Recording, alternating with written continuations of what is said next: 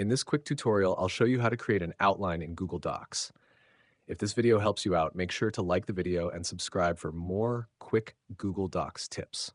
To get started, open your document in Google Docs. Here I have a messy document with few headings.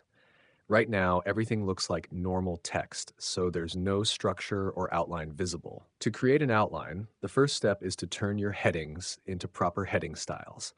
Start by selecting your main title, for example, Q3 Global Marketing Strategy Report. Then go to the toolbar and click on the Styles dropdown and choose Heading 1. This tells Google Docs that it's your main heading. Next, select another section like Executive Summary and apply Heading 2.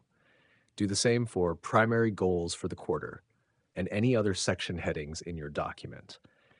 You can continue this pattern by using Heading 2 or Heading 3, depending on how detailed your structure is. The key idea is to organize your document into levels.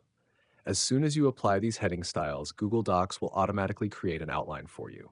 To view it, go to the top menu, click View, and make sure Expand Tabs and Outline Sidebar is enabled. You'll now see a panel on the left side displaying all your headings in a clean, clickable structure.